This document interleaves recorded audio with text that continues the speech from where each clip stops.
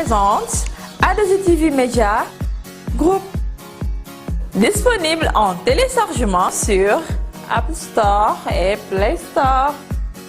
Une fois ouverte, vous pouvez vous abonner en cliquant sur Inscription et recevoir toutes les notifications par rapport à nos activités. Ou bien, cliquez sur Passer pour accéder directement à l'interface de l'application qui regroupe 4 chaînes de télévision et une radio, dont ADZ TV, ADZ TV Religion, ADZ TV Neja, ADZ TV Music et la radio. ADZ TV Media, chez vous et pour vous.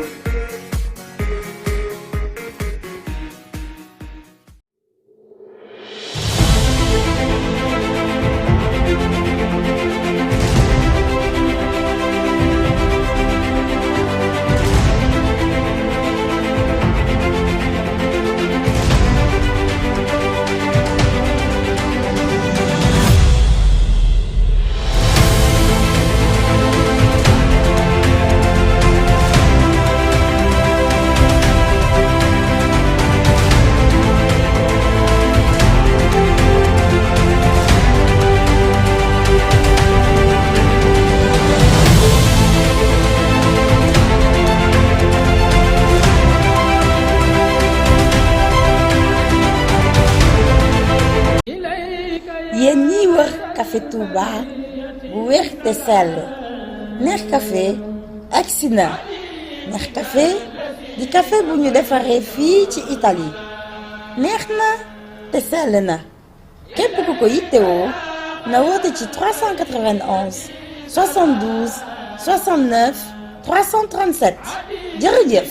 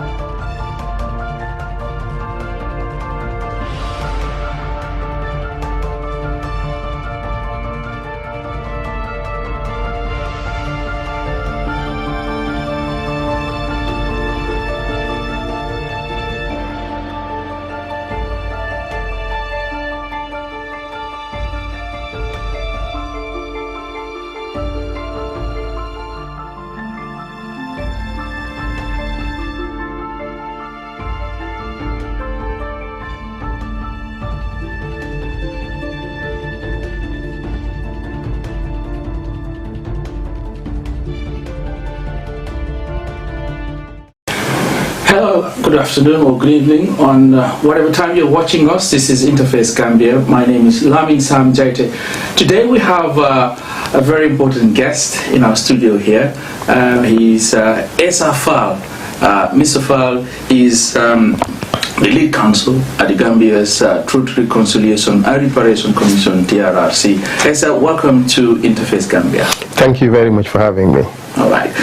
Going straight into the interview, we understand that the TRRC is going to cities around the world.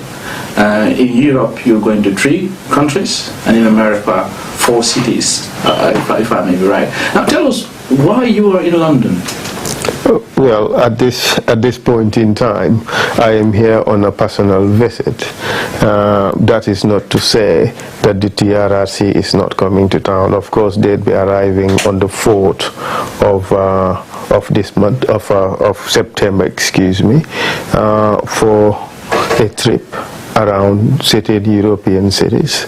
There is another group from the TRRC that is presently visiting cities in the US. And the purpose of this visit is very simple. The diaspora represent an important segment of Gambian society.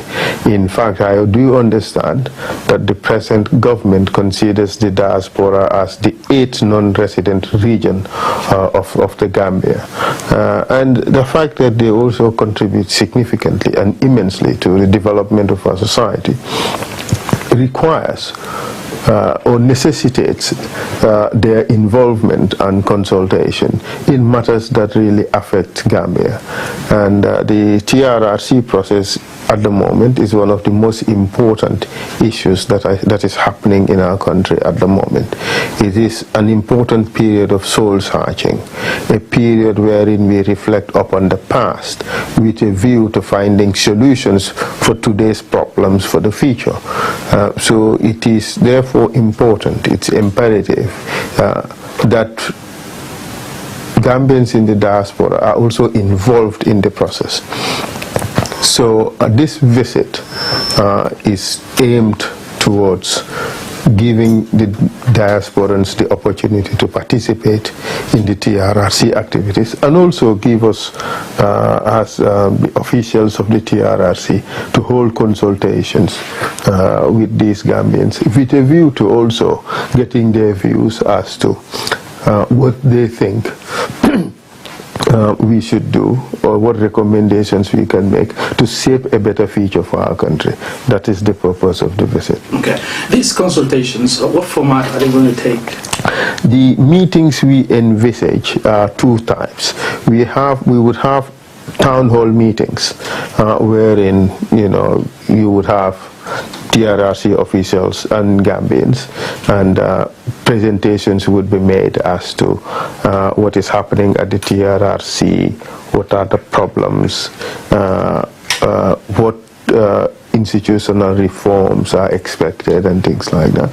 And then the Gambians would be given the opportunity to either contribute to the discussion or to ask questions to seek clarifications for issues that they think are required to be clarified. That is the purpose of that's the style of the first encounter with Gambians.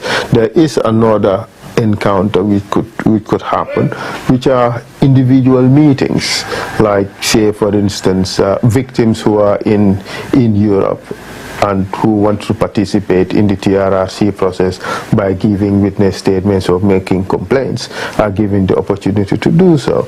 Some may require one-on-one consultations or discussions with members of the TRRC, either to share confidential information or to offer some advice and things like that. These are the types of meetings that are envisaged. As part of the process also, one important activity the TRRC is working on is the issue of reparations. But reparations is a very expensive venture. This would give us an opportunity to also raise funds from Gambians, share with them some of the needs of the victims, and see how best Gambians can assist in that regard. There are a number of Gambians in the West who are involved in certain charity ventures in Gambia. They can take into account, they can look into some of the needs of the victims in Gambia, and possibly they can reorient or organize their charities towards helping those victims of the TRRC, those victims who require or need reparations from the TRRC, with a view to alleviating their situation. So that can be a very meaningful exercise. Okay, I was going to go straight on to some of the issues that you are encountering in terms of the constraints, in terms of progress so far. But you did touch on something important, which is reparation. There is understanding that you already got funds for that from the UNDP. How correct is that? We do have funds for reparations. I'm not sure it's from the UNDP. I want to believe it's from the government of Qatar for reparations. But it's not enough. The victims of rights violations over this period of 22 years are many. There are too many, and their needs are diverse and expensive to satisfy.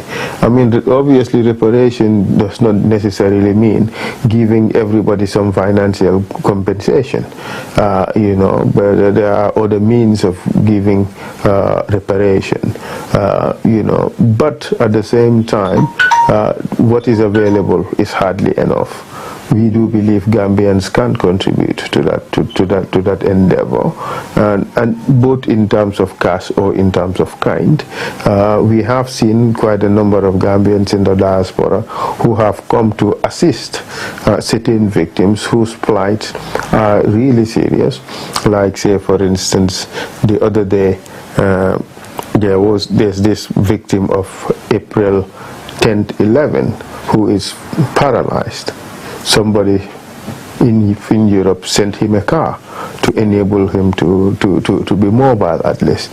But the victim could not also clear the vehicle from customs because the victim did not have the funds. It's not necessarily, that was not necessarily a TRRC activity, but we had to find ways to help him secure his vehicle and be able to use it. So we had to use certain connections and get the government to be involved, and customs eventually waived all the duty and so forth. So these are things that can be done. There are charity organizations here run by Gambians. They can help provide wheelchairs to some of these people who need them, crutches and so forth. And there are some, who are orphans, and even basic things they do not have. There could be charities here that could send used clothing and things like that. So there is a whole lot that can be done. And Gambians are generally charitable, and I am sure those in the diaspora can contribute significantly to the needs of some of these victims. And we are not ruling out anything. What the TRRC can do is match needs with charities that are available. So basically, the reparation will be there, but it's not enough. No, well, it would never be enough. Reparation would never be enough. You never have enough funds for reparation. So whatever contribution Gambians can make towards that would be more than welcome. Okay. You coming here with a delegation? It is said in certain quarters on social media, or people have also mentioned that you come with a large delegation that involves a lot of cost. Why not use that money and give it to the people who will need this?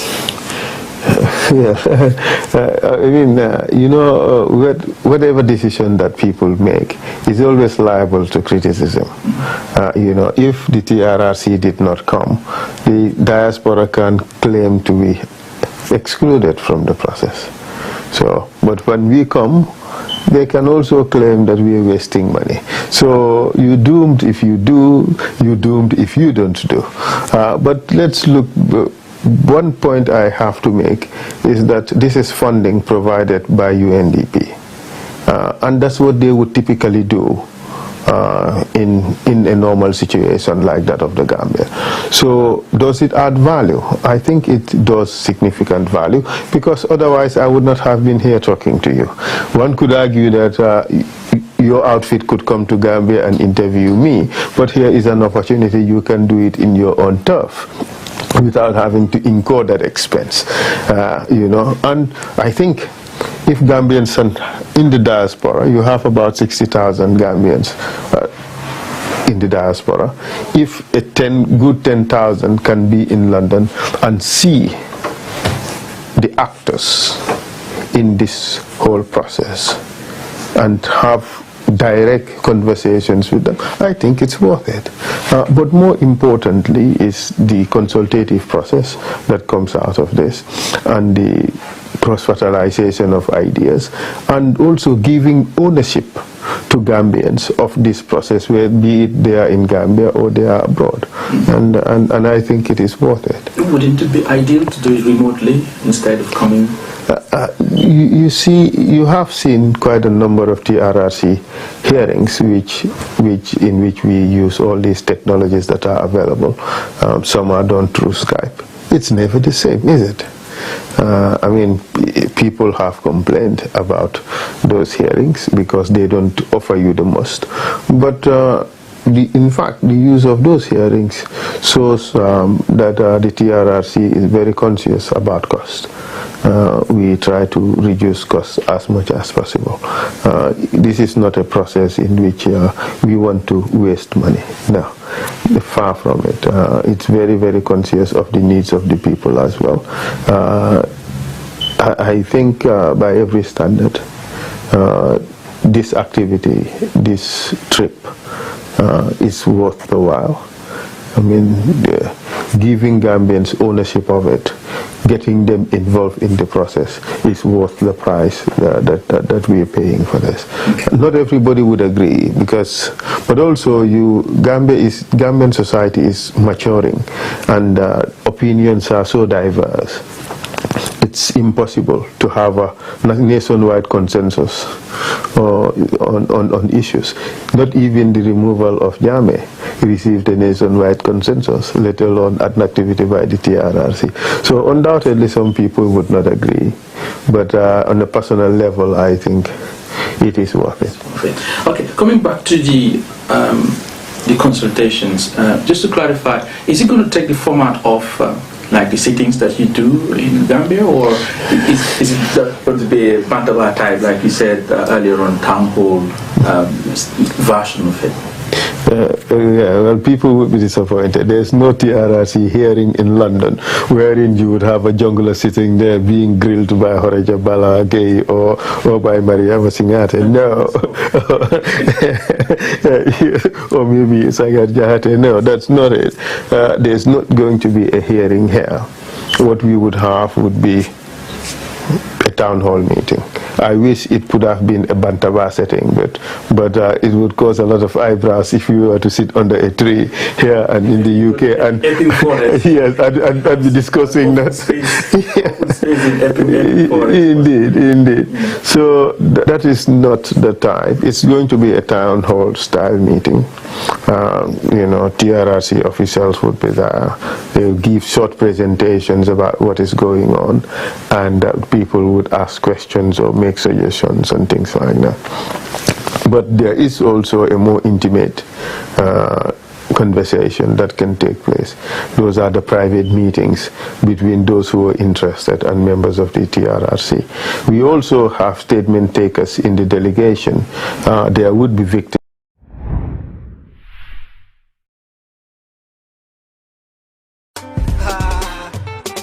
This one for a blessed Gambia. The more we work together, the more we celebrate. The more we come together, the more we celebrate. Come on, let's get together. There's a place I love to be. The Gambia, the Gambia. Mind the Gap, the face of Gambia worldwide, is coming to promote Destination Gambia with a difference to the world through Interface Gambia TV. Interface TV, with us, the Gambia Chikau Chikanam Rek. Imagine a private retreat buried deep in the forest. A special place to relax, recharge, and get in touch with our culture and nature. So go discover the smiling coast of Africa.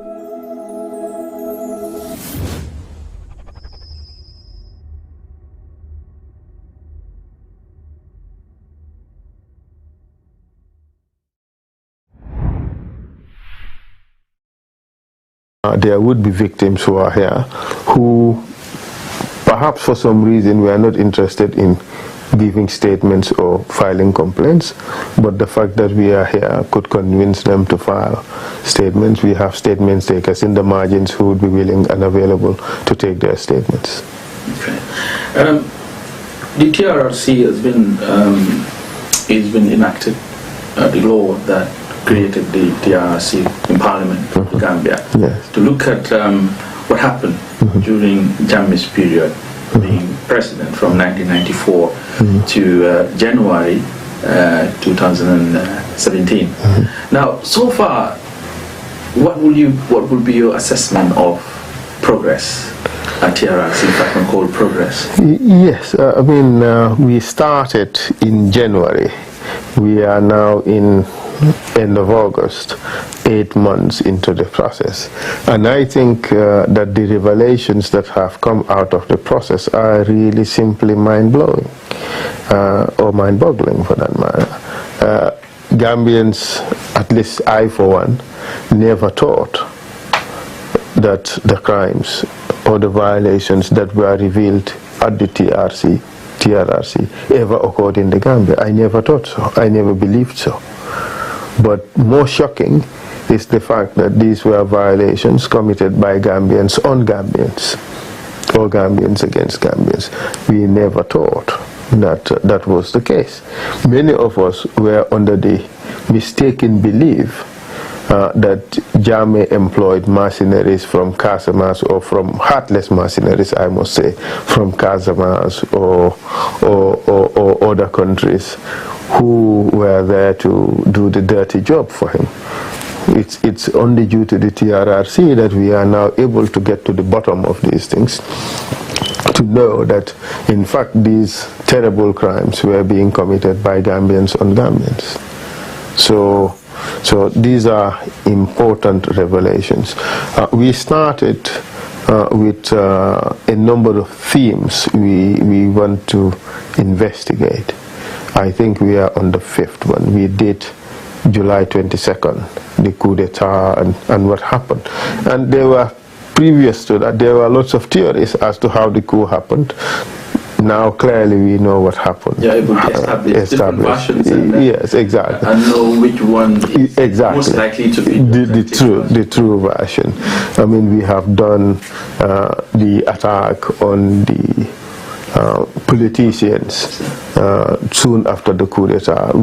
Nobody thought that what happened to O.J. Jallow, Ousseynou Njie, Ousseynou Dabo and others actually took place. People just thought they were simply detained.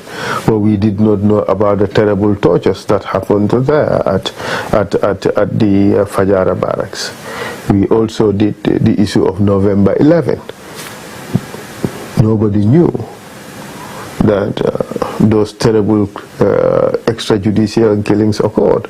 I mean, the other day I met a woman at the TRRC. She was always under the belief that the husband went back way, but the husband was killed November 11. That came out in the process of... Yes, it came out, yes. You see. So we also did Usman Korosise. There were rumors there, and Freedom newspaper, did talk about a lot of these things in some detail.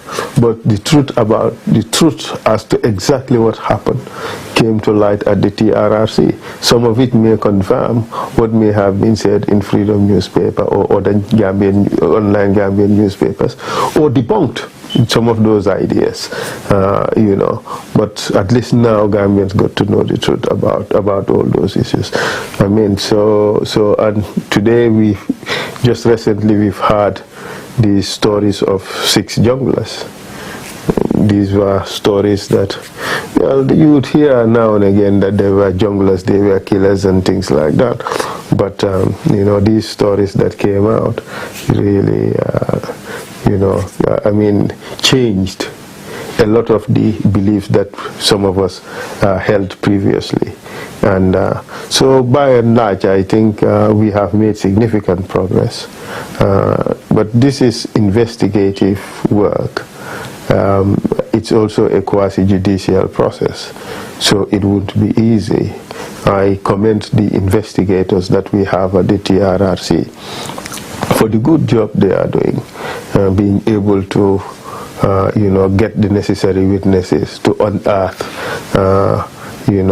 these terrible violations that have occurred some 20-something years ago.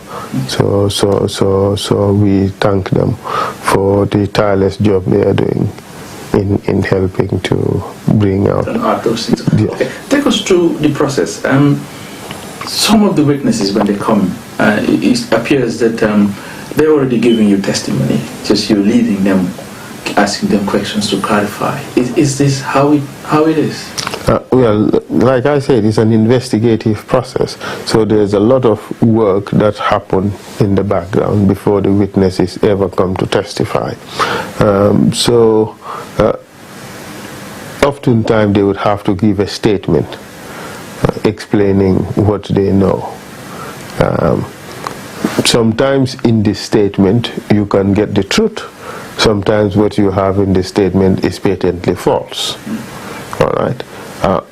For regular witnesses, because we have a witness selection system, you select witnesses of those who can give you the truth. But for those who are adversely mentioned, they have to be given an opportunity to come and vindicate themselves.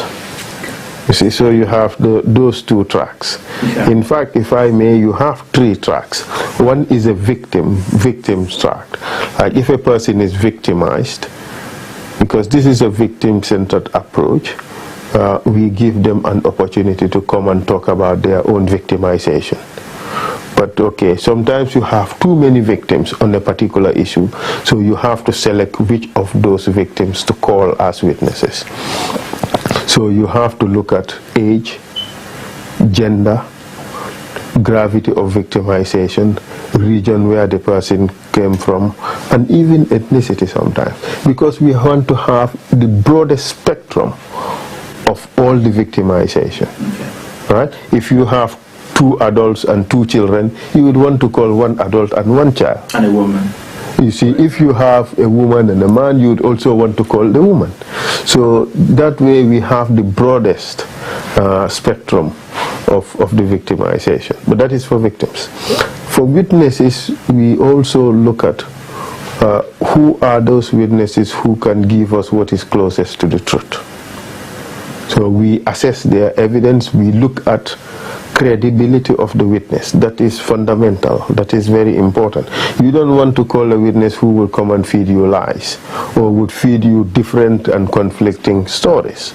You want to look at the credibility of the witness, okay, and the plausibility of this narrative that the witness is going to give you. So, and we do not take this process of witness selection very lightly. The other day somebody commented that the TRRC witness selection shows a particular logic, and we are happy to hear that, because that shows we are doing a good job at our witness selection. Sometimes it appears the selection process in trying to get people who will definitely be on the panel to be asked questions look like some of them will fall through your process, because at some point you will realize that some of the witnesses will come and confess lying. Yes, but those are the perpetrators. Okay. For the perpetrators, because they have been adversely mentioned, the law requires that they be given an opportunity to clear themselves. So the system is that you give them an opportunity to write this, to give a statement. We can base everything on the statement they submit, or we can call them to appear publicly as witnesses. And that is always often the preferred option, because the allegations that are made against them are made in a public forum. It is just fitting or fair that when they are given the chance to respond, they are given the same platform as their accusers. Right to reply. Yes, they are right to reply. So, but for those people too, a lot of them would come and lie. Simply because, I mean, it is difficult to come on a public forum and admit commission of certain heinous crimes. Was it challenging squeezing truth from some of the witnesses, as far as you're concerned? Well, it is always challenging. I mean, to be quite candid, I know that a lot of Gambians, that's the part of the TRRC they enjoy the most. When a witness or a perpetrator comes before the commission, lies through his testimony, and is grilled and squeezed by counsel, and ultimately a confession is extracted from the witness. That's the part they enjoy the most. But for me, as lead counsel, I think that is the most tiring bit. That is the most discouraging bit. And that is the bit I don't like at all.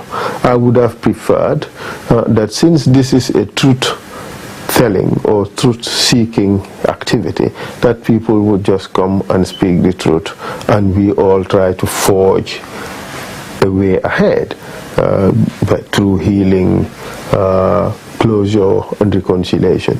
But unfortunately, human beings don't behave like that. They're more complicated than that. Generally, they'll make things very difficult.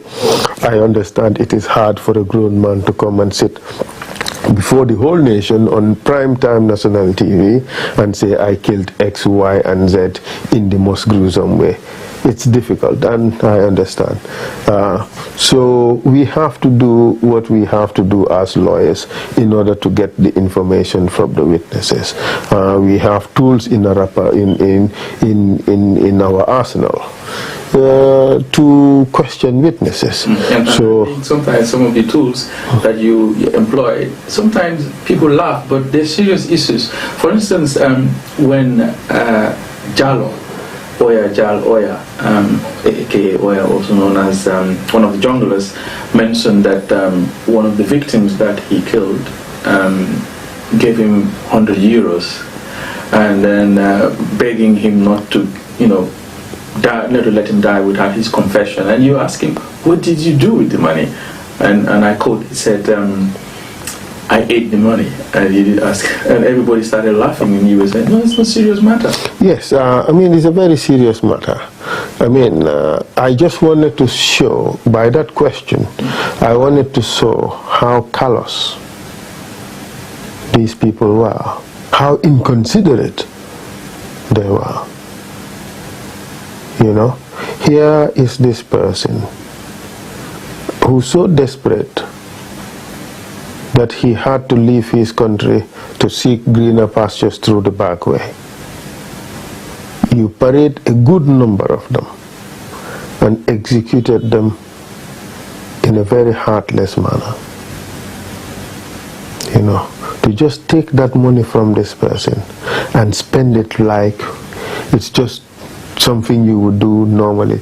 Somebody's just giving you $100. And I think that was heartless.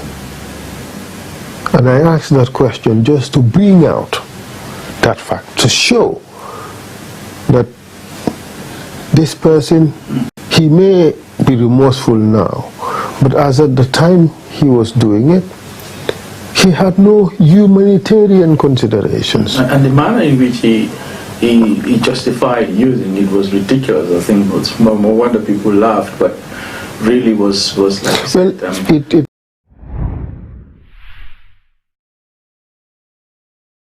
Mind the Gap, the face of Gambia worldwide, is coming to promote Destination Gambia with a difference to the world through Interface Gambia TV. Interface TV. With us, the Gambia Chikanam Rek. Yo, this one for a blessed Gambia. The more we work together, the more we celebrate, the more we come together, the more we celebrate. Come on, let's get together. There's a place I love to be. The Gambia, the Gambia. At the heart of the Gambian way of life is the village and family. We have a vibrant and diverse culture full of music, dance, art, and a love of life. It's all around you, and you can feel it too. From the river comes fire. It brings light to the forest, wealth to its people, and new life to this fertile land.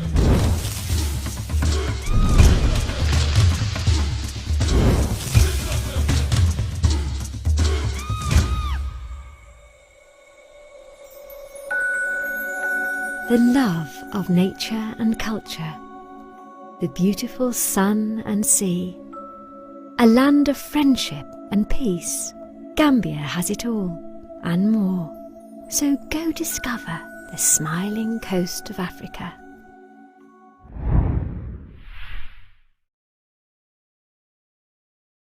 Heart-wrenching. Yes, exactly. I think it just puts to rest the fact that these people were terrible human beings. And that is just a little example to show how heartless they were, you know. So, but that's the way it is. But for a lot of these people, it is difficult for them to come and just confess like that. They would come and want to maybe confess to the most innocuous or the least serious violation, and they would want to deny the rest of what they have done. Sometimes say, I was there, but I didn't take part. Exactly. So gradually we have to find ways to get them to testify to the truth, you know. And sometimes we succeed. Sometimes we don't succeed as much as we would want to. But then it becomes very clear to everybody how truthful the witness was. If they are lying, I think it becomes clear that they are lying, you know. And where they confess, you know, we get their admission of what has happened. So the primary focus, or most of the focus of the commissioners, is to try and squeeze out the truth, and nothing else but the truth. Yes, because this is the truth-seeking part. The TRRC process is complex. What people generally see on television is the hearing part, that is the truth-seeking part. But there are other activities that perhaps people would get to be more exposed of in the future. And this is the outreach activities, where the TRRC meets communities, you know, wherein they sit with communities and discuss the problems. We do have women listening circles where only women sit and discuss the problems and discuss the issues. You know, we do have situations where we bring in schools. You know, like the children would sit with TRRC officials and discuss what are the violations, how these things can be avoided in the future, and get their pledge to, you know, it's just like creating better citizens out of them. So there are lots of activities that are going on in the process. You have the justice component of it. Yes, if you look at the legislation, one of the most important functions of the TRRC would be to identify those who bear the greatest responsibility for the crimes committed and recommend them for prosecution. So that is the justice component. I mean, on this, I think I have to congratulate the Minister of Justice for being very smart and pragmatic in his approach to Gambia's TRRC. He has learned that TRRCs that have been done alongside with a justice component, or with prosecutions going on at the same time with the truth-seeking activity, has jeopardized, in fact, the truth-seeking activity. And such commissions did not really succeed as much as they could have. So in his abundant wisdom and experience, he decided to postpone the justice element of the transitional justice program until the truth-seeking activity has been concluded. And that time, the TRRC would recommend who is to be prosecuted, and then the justice component would kick off at the time. So this arrangement is such that we do not have the problems that the TRRC or the TRRCs had.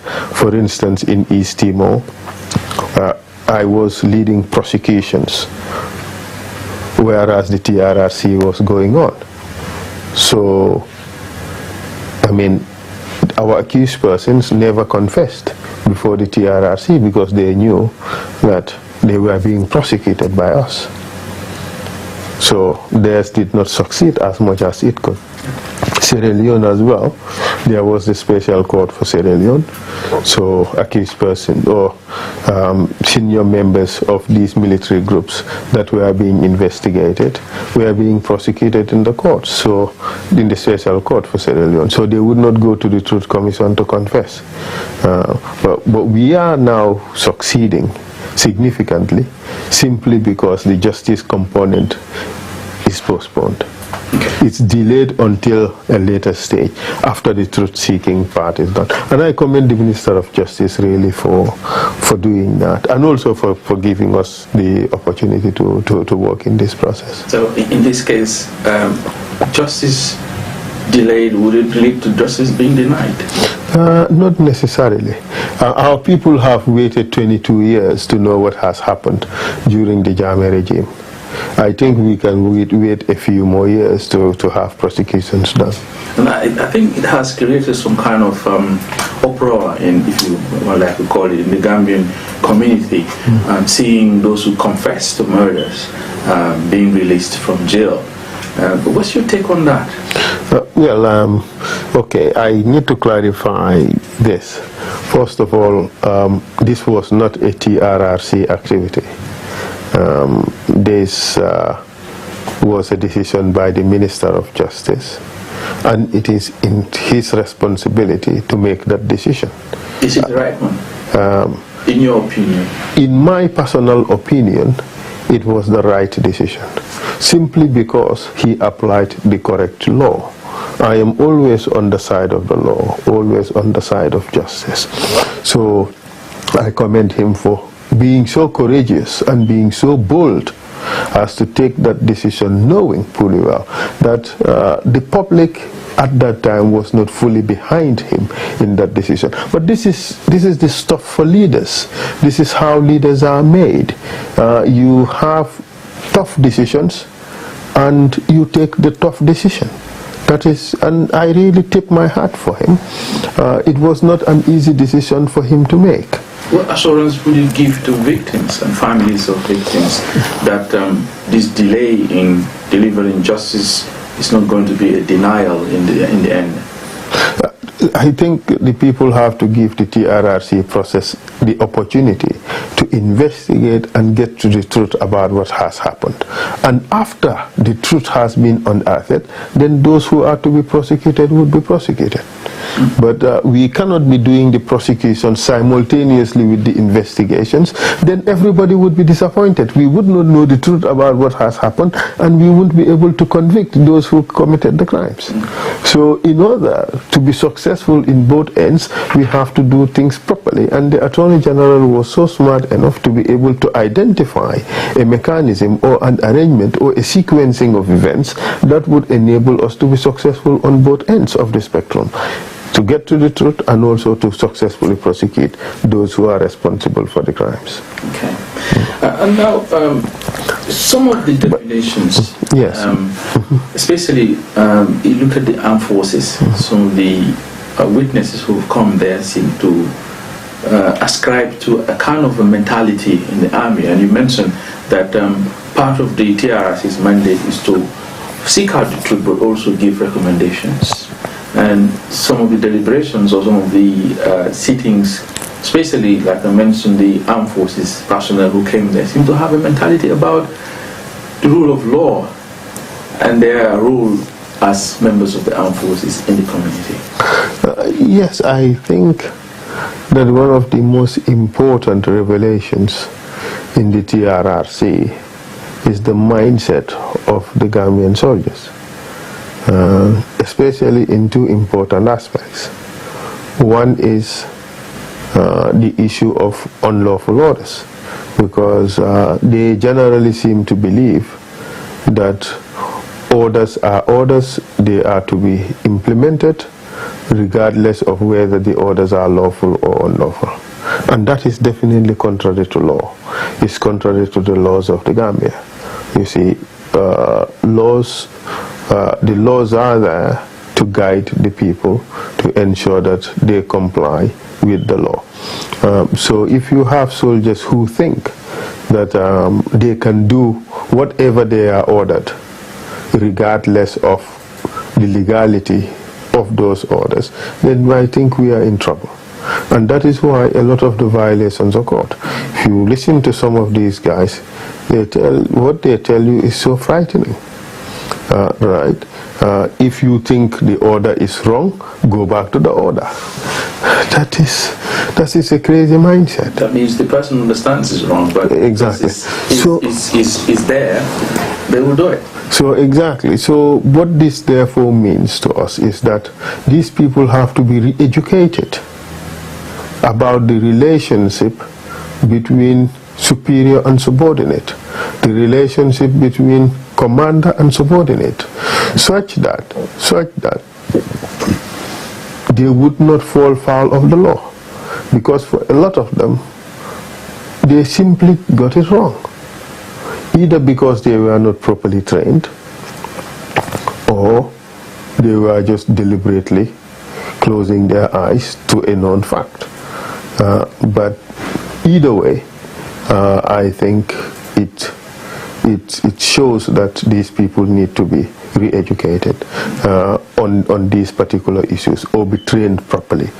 There was this other notion also that the army has a responsibility to cleanse the society if they think, or to remove a government if they think the government is not doing well. Well, with that mindset, there would be no end to coup d'etats in our society. And we are in this mess during the Jammeh era simply because of a coup d'etat. And it's also a blatant violation of the law. You just don't usurp the constitution simply because you think that a particular government is not doing well. That's not the responsibility of an army. Power belongs to the people. Let the people decide who governs them and how they are to be governed. It must be very frustrating for you as a human rights lawyer who's practiced in different places around the world, hearing people try to redefine, for instance, what torture is. Because if I can recall, Alhaji Martin, General Martin, to be precise, trying to argue with you on what is torture and what is not torture. And I remember you mentioned to him, you call it beating, we are calling it torture. It must be frustrating for you. Indeed, but also it reflects the mindset of the soldiers. Alhaji Martin, his current rank is general. It's deeply disappointing that a general in an army would not know exactly what torture is. So it reflects. He made a very a parallel. We can be ridiculous, but at the same time also, if you don't look at it on a deep level, it might equate, because he said there are beatings in school. You don't call them torture. Yes, that's true. There is what is reasonable chastisement. There is what is punishing to discipline somebody. But what they were doing was neither of those. They were beating people with the objective of extracting information. And that is torture. That is in fact the classical definition of torture. And General Martin ought to have known that. But the fact that you would have a general in the army who does not even have a very clear notion as to what is the international law definition of torture, it's scary. It shows that our army, our soldiers really need retraining and re-education. It shows that our army needs to be reorganized. It shows that ranks should not just be given to people simply because they were there. They should be given to people who are qualified and deserve it. I think that is what to be learned from General Martin's testimony. There may be few or many instances, maybe if you can recall a few of them, that you're really pleased to have happened at the TRRC. Yes, I was really pleased that I think testimony is very important. Each of those testimonies we had was very, very, very important. And we selected our witnesses carefully. I recall Bachsamba Jallo, the first testimony in which we had these gruesome tortures. It was heart-rending. It was terrible. That day I felt so bad. I mean, I listened also to MC Cham and OJ Java. It was crazy what happened to those people. I mean, growing up in Gambian society, respect for elders was very important to us. And to see our elders, our statesmen, people who negotiated our independence being treated so badly and so brutally by their sons and nephews was deeply disturbing to me. You know? I mean, when you do these cases in international or internationalized tribunals, these victims are just random names and numbers. They don't mean too much to us. But doing it in Gambia, it's difficult because these are our fathers, our aunties, our uncles, our sisters. Especially the country is small, the population. We are all interconnected. Everybody knows everyone. Everybody knows everyone. So that's why it was terrible.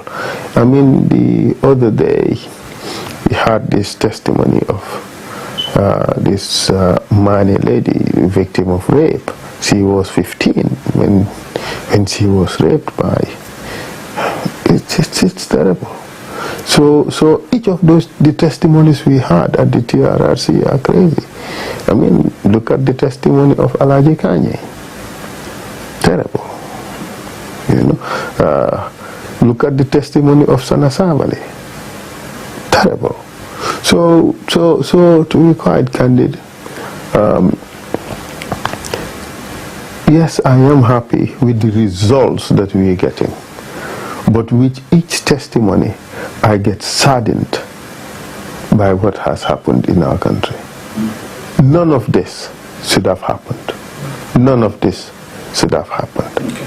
The reconciliation part, has it started already? Yes. Some reconciliation is going on. There would, at some stage, be more public reconciliations. Okay. All right. But the witnesses will come and say, "I'd like to apologize to the nation." No, there would be beyond that. There would be reconciliation meetings, Bantaba settings, where there would be grand reconciliation meetings. So I mean, all the parameters have not yet been decided, but these things would happen. But even already at this stage, some reconciliation is ongoing. I recall when Sana Sabali testified, I received a text message from the widows of one of the victims saying that their family forgive Sana. I read it out at the commission. There was the Fuller lady who was shot by members of the Sana Sabali entourage. She had the opportunity to forgive him. And wanted reparation as well. Yes, but she stood there and said she would not forgive unless and until she receives compensation. But she had previously received compensation from the state. She's already received now. She had received. Already at that time she had received 100,000, I understand, from the state. But perhaps maybe that is not enough by her expectations. So she probably wanted more. But that aside, we have seen videos emerge of Sana Savali embracing with this person. What's his name again? I forgot the name again. But one of the soldiers who was shot at Yundum Barracks, and Sana helped to assist him, get him taken to Alaji Kebe. Yes, there was some interesting reconciliation between Kebe and his family and Sana Sabali on the other side. And it was deeply moving. We have, during commission hearings, perpetrators who would sit there and beg for forgiveness from members of families of the victims and so on. So I think that is a very, very fine or beautiful aspect of the TRRC process. Gambians, we are very forgiving people. We want our peace. And through the commission, I have seen that reinforced in Gambian society. And I am always deeply touched when I see Gambians asking for forgiveness, and the people being willing to give forgiveness. And that speaks volumes about who we are as a people, and I am deeply moved by that. Finally, are you going to get Gambia come to the commission? I cannot guarantee that we would get Jammeh to the commission, but I can guarantee that barring death, Jammeh would face justice. Okay. Yes, at some stage he would face justice. And the reason why I say this is that we have seen Pinochet. He was much more powerful than Jammeh. When he left office, he ran all over the world. Ultimately, they had to catch him and bring him to justice. We have seen Hussein Habre, former leader of Chad. Former leader of Chad. 24 years on the run. Ultimately, they got him. He faced justice. I don't think Jammeh would enjoy all that latitude. Believe me. Equatorial Guinea? Will I? If Jammeh can't come to Gambia? No, I don't. The prospects of Jammeh appearing before the commission are very slim. Appearing before Jammeh. Well, the commission can't appear before Jammeh, but it's the prospects of the commission sitting with Jammeh are remote. You know, I'm not saying it's not possible. It is possible, but it is remote. Has the research team started contacting Equatorial Guinea government? I cannot comment on certain activities of the commission. They have to be confidential. On me now. Yes, but that's the nature of the job. So yes, but because the reason why I said that in section 15 of the TRRC Act is you can request information from relevant individuals and governments, foreign governments as well. Yes, that is more with regards to evidence and so forth. You know, so, but going back to the question, I think Jammeh will face justice someday. If death does not rob us of him before we get to that stage, he would face justice someday. I am almost certain that he would, because there are two important things that are at play. The local process in Gambia and what is happening in the international arena. Some of the killings of foreign nationals, we know that some 56, let's say 55 non-Gambians or West Africans were killed in Gambia, and one Gambian to make 56 victims. That alone justifies his prosecution, either before an international court or by the courts of those countries whose victims were whose nationals were killed in Gambia, or by a trial by Gambia itself. So I don't see him escaping all three possibilities. That is why I am hopeful that someday he would be prosecuted. And also, I mean, as a lawyer, criminal lawyer, rights advocate, I cannot but just hope and pray and push and encourage and support all efforts to bring Jammeh to justice. And until that happens, Gambia should not be satisfied with the results of the work that we are doing. Okay. I said final, but this is a subsidiary final question. Okay. If that is something that I can say. How long have you got?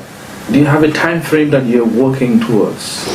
Well, the TRRC process, the mandate is 2 years with the possibility of an extension of maybe 1 more year. But you see, the wheels of justice may be slow, but they can also be very efficient. You know, after the TRRC, after all is said and done, the report issued and published, the effort to bring Jammeh to justice will never cease until Jammeh is arrested and put before a court of law to answer to the charges, to answer to the crimes that he committed. And until that happens, there would be organizations, individuals and institutions that would not stop claiming or calling for him to be brought to justice. And I am proud to say that I am one of those people. Okay. Because that is what he deserves. Okay. The Gambian people did not deserve the violations that the Jammeh government meted out on the people. And we have to set a good example. If our Never Again campaign is to be successful, we have to show the capacity to investigate these things and bring to justice those who bear the greatest responsibility for the crimes. Jammeh, in my book, would be one such person, and I think he deserves to be prosecuted. Thank you. All right, thank you very much, Mr. Esa Fall, lead counsel at the Gambia's TRRC, Truth, Reconciliation and Reparation Commission, that was set up in 2018 to investigate some of the atrocities, or all of the atrocities that happened under Jammeh's rule from July 94 to January 2017. Basically to look into what has happened, document it, and also ensure that it never happens again. Mr. Fall, on a quick note, just a quick reminder of your meetings in London, maybe do some PR for you. That would be welcome. You're being in London to have a town hall meeting type, but also opportunity for people to meet members of your research team to talk about things that happened to them, and also give out some of their opinions and discuss with them. And this is going to happen on the 7th of September. For London. For London. And Birmingham will be on the 8th. On the 8th, yes. And Manchester on the 9th. Yes. And we hope people would come in their numbers, and people go to work. Yes. But I hope it's going to be on live as usual on your TRRC social media pages. I think it would be. Okay. Yeah. And from London you'll be going to which other countries? From the UK we'll go to Sweden. And then to Norway. Yes, Stockholm and Oslo. This is a unique opportunity, really, for us in the TRRC to be able to meet the Gambians in the diaspora. And I also hope that the Gambians would take the opportunity to come out in their numbers, and so we all can have a conversation about the team in the US as well. Yes, the team in the US, they've just started. They started yesterday, and they had very good meetings with those in the US. Very good conversation about what is going on in our country, and how that can contribute in charting a good way for the future. Okay, and they'll be in New York, DC, New York, DC, Seattle, and Atlanta and Seattle. Yes. Yeah, they'll be in those cities. That's right. Again, I say thank you very much. We hope to have you again on our sofa at Interface Gambia. We would love to talk about Esa Fall as a person, but that will be for another time. Yeah, indeed. I think you have an illustrious career in the media.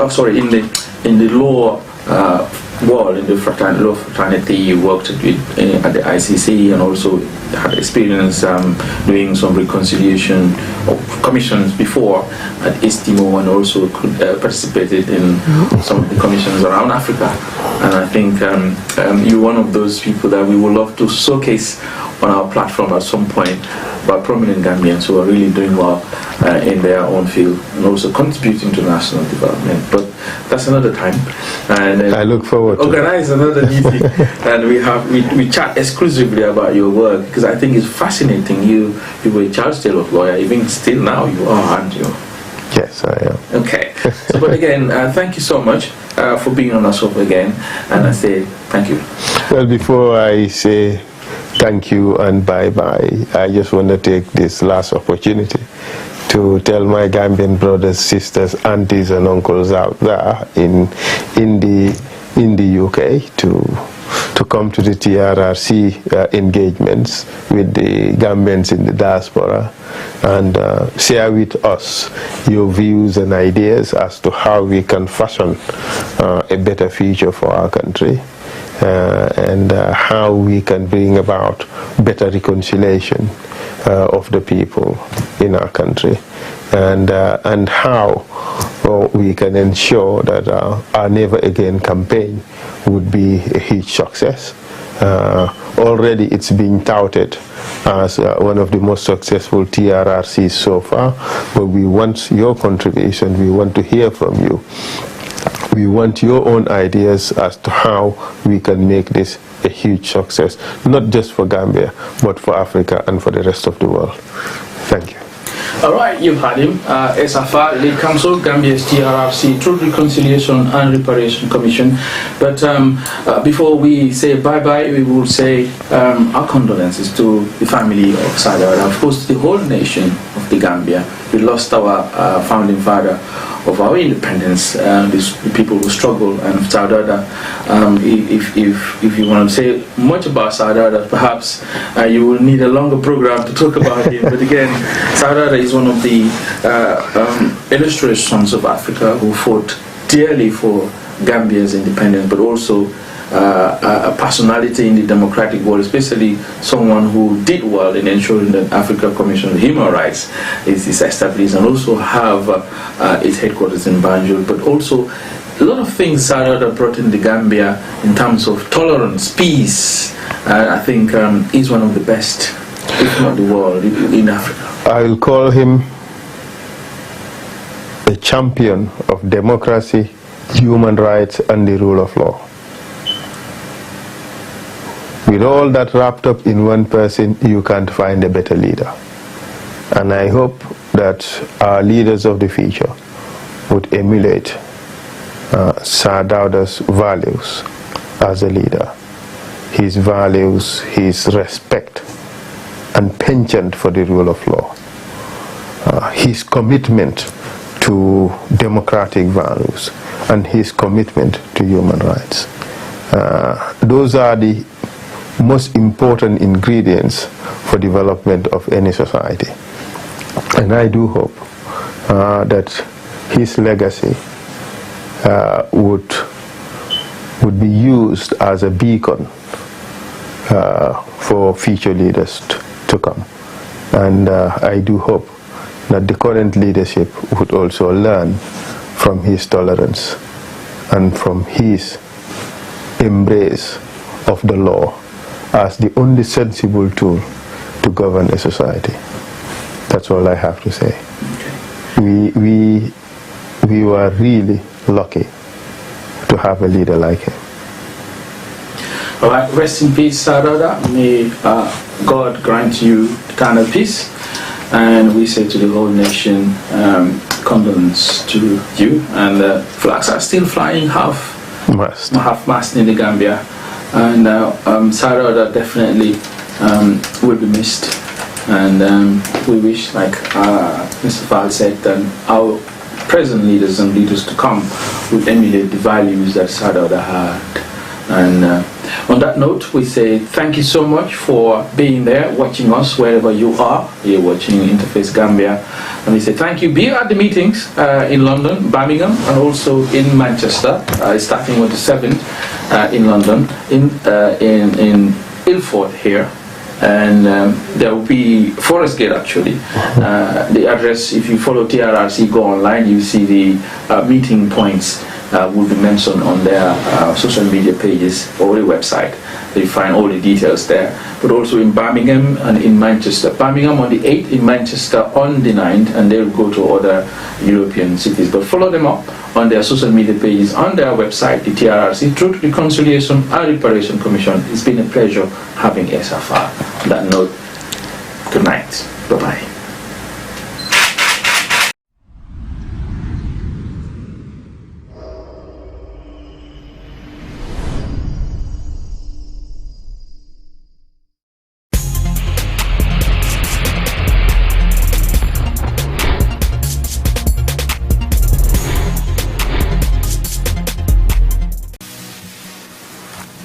Je vous présente ADZ-TV Media Group, disponible en téléchargement sur App Store et Play Store.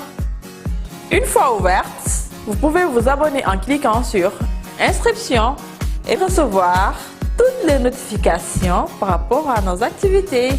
Ou bien, cliquez sur Passer pour accéder directement à l'interface de l'application qui regroupe 4 chaînes de télévision et une radio, dont ADZ-TV, ADZ-TV Religion, ADZ-TV Neja, ADZ-TV Music et la radio.